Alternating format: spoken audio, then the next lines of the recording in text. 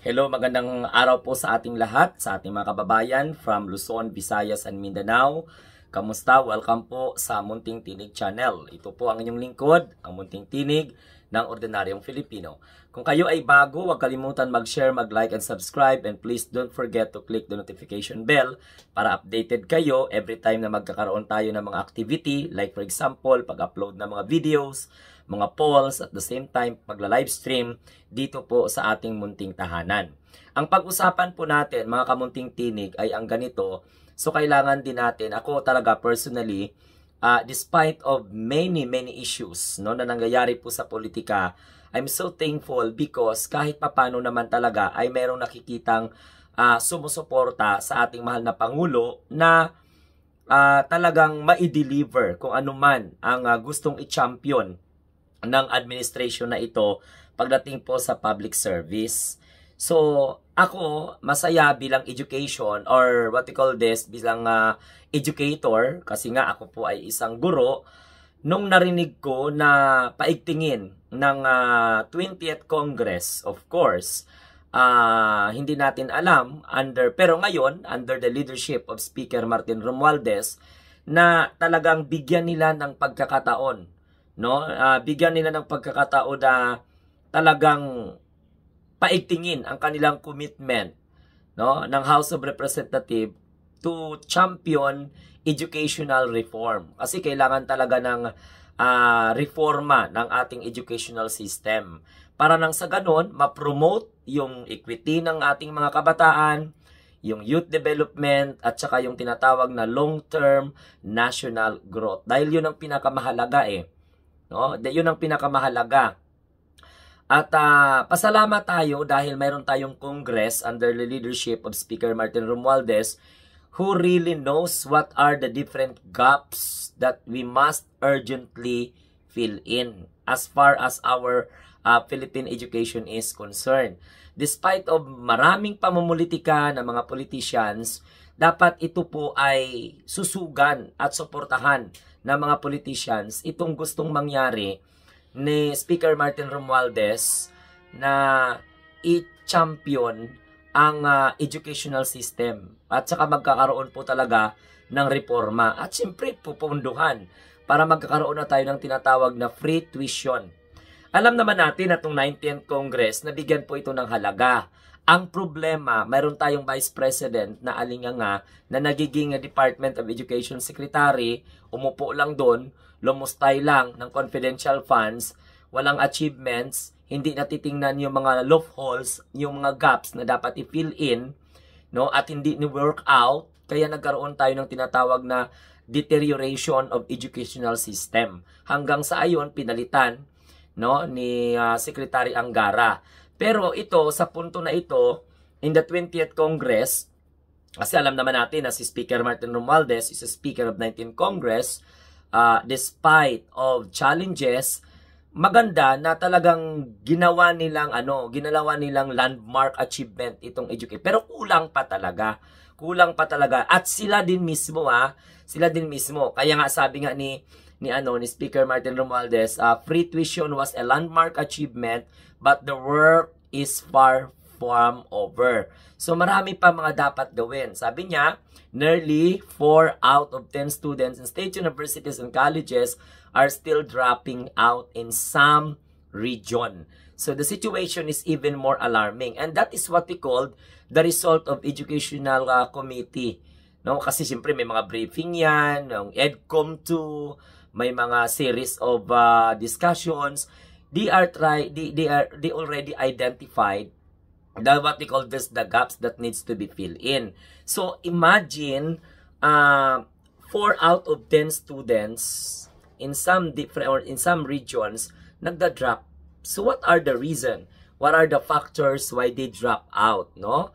Alam naman natin, no? Talagang kailangan i-acknowledge natin ang sinseridad o ang tawag na importance ng mga kabataan. Kaya nga sabi ni Speaker, we owe it to our students to fund this law. Very good, at least mapapunduhan itong batas na ito, yung free education. So pag nagkaroon na talaga ng free education, abay, kahit siguro anti-government ka, pro-government ka, kapag ganito na yung mga panukala na magkaroon ng free education, mababawasan ang mga dropouts sa eskwelahan, maiingganyo ang mga kabataan na bumalik sa silid-aralan at kumuha ng mga kaalaman at mga dunong upang magiging bahagi po ng ating tinatawag na nation building. So ito po, napakalaking bagay ito. Free tuition, no? Although may mga free educational assistance from the different agencies and other individual, mas maganda talaga na nakikita mismo ng ating mga mambabatas that the national government should pursue to fund the free tuition law. Patakin nyo kapag magkaroon po ng free tuition, wala nang babayaran, pasok lang ang mga kabataan. Then, dagdagan pa ng mga programa ng ating gobyerno na may mga feeding program.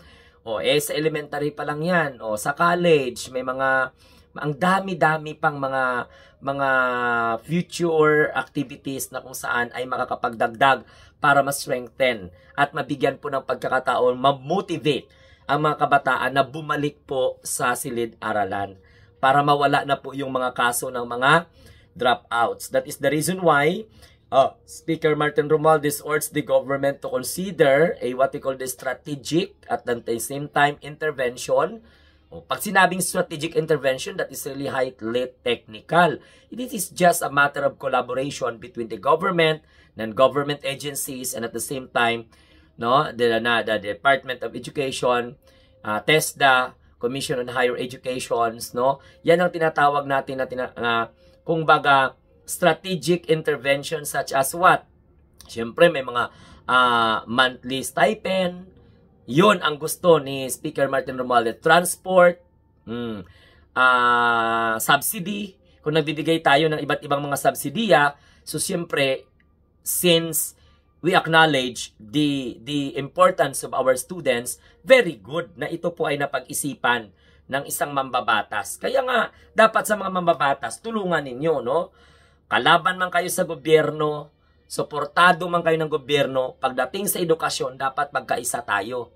So kung nakikita ninyo na yan ang battle cry ngayon ng 20th Congress, from 19th Congress, tatawid sa 20th Congress, na nakikita na urging the government to consider strategic intervention. What are the strategic interventions that they identified? Number one, andyan yung tinatawag na transport subsidy, monthly stipend. So, syempre, dagdagan, may food allowance pa. May mga tinatawag na digital access program. Paigtingin ang internet connectivity. Absent ka pa ba? Liliban ka pa ba? Those are the gaps, na urgently fill in. And that was being discovered by Speaker Martin Romualdez. Kayo, kung ayaw nyo kay Speaker Martin Romualdez or gusto ninyo kay Speaker Martin Romualdez, it doesn't matter as long as that we need to support this what we call agenda. Free tuition, may monthly stipend, food allowance, transport subsidy, free tuition pa. So ano pang hahanapin ng mga estudyante diyan? Yun yung mga gaps, So in identifying educational problems, we need to bridge the gap and we need to fill in sometimes, So natutuwa naman ako as a teacher kasi si speaker pointed out also to be what you call this, yung tinatawag na 98% of the Filipinos support the tuition in what you call this, public colleges. So he said, this overwhelming public support reflects what you call this national mandate to strengthen and expand the law. So very good, at least itong mga free tuition na to, samot-sari ng mga mambabatas, samot-sari ng mga batas. Ang gusto lang is strengthen, which is very good. Ibig sabihin, hindi nakakalimutan.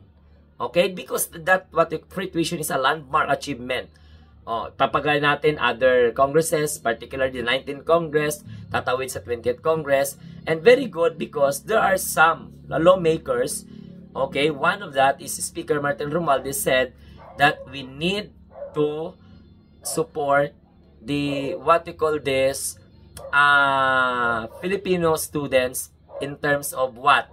In terms of free tuition, law, i-expand, then magkaroon ng strategic intervention like stipend, transport allowance, etc., etc., food allowances. Okay? Very, very good yan. The free higher education law has changed millions of lives. Sabi po niya, that transformation is not complete when so many students are forced to drop out. So, para maiwasan ang pagda-drop out, ito yung gagawin po natin. So, isa po daw sa mga mission na yon, sabi ni Speaker, is not just to provide access, but also to ensure completion. Makatapos po talaga sila. And then, sabi nga, ang education, ang kayamanan na hindi mananakaw, ninuman. So, sabi po dito, he reaffirmed the commitment of the House of Representatives, to championing education reform that promote equity, youth development, and at the same time, long-term national growth. Kasi nga utang daw natin sa mga estudyante po natin. At least nakikita ninyo na may utang kayo sa estudyante na magkakaroon po ng tinatawag na pondo to properly implement that particular free tuition fee law. Yan, yung tinatawag po natin na free higher education law. Provide free tuitions. That's considered a landmark achievements of previous congresses that pwedeng itawid sa 20th Congress. At dapat mapunduhan ito ng tama para wala na yung 10 out of 10 out of 4 out of 10 students dropouts dahil walang pera. So, gutom, hindi makakabayad ng exam, hindi makakabayad ng tuition. So, at least, meron tayong mga ganitong klaseng programa. So, good job. And kaya nga sabi ko nga, kahit palaban mo si Speaker or kakampi mo si Speaker, pag ganitong klaseng mga batas, ganitong klaseng mga panukala, ganitong klaseng mga ideas, strategic ideas to strengthen educational system of our country, to reform the educational system of our country to have a what we call this globally competitive graduates, ay suportahan po natin at kailangan po natin itong palakpakan. Okay? So ito lang po ang inyong lingkod, ang munting tinig ng ordinaryong Filipino. Good job! And sana magpatuloy pa po na punduhan para magkaroon po talaga ng guts, magkaroon po talaga ng sincerity, magkaroon po talaga ng drive and determinations. At the same time, hope, not only hope, but of course, gagawin nila yung lahat para makaroon sila ng tinatawag na completion. May diploma, okay, nakagraduate, both state and at the same time, private colleges, no? For their future. Bye-bye! Ito pang inyong lingkod, ang munting tinig ng ordinaryong Filipino nagsasabi, tayo po ay mga bagong Pilipino sa bagong Pilipinas. Good job! Speaker Martin Romualdez for that. And sana marami pang mga mambabatas, hindi lamang po mga pro-government, kundi mga anti-government, suportahan ninyo kung ano man ang nakakabuti sa ating mga estudyante para magkaroon tayo ng tinatawag na total reform. And to what we call this, fill in the gaps as far as our education system is concerned. Okay? Bye-bye and God bless everyone. Mabuhay po tayong lahat sa ngalan po bilang bagong Pilipino sa bagong Pilipinas.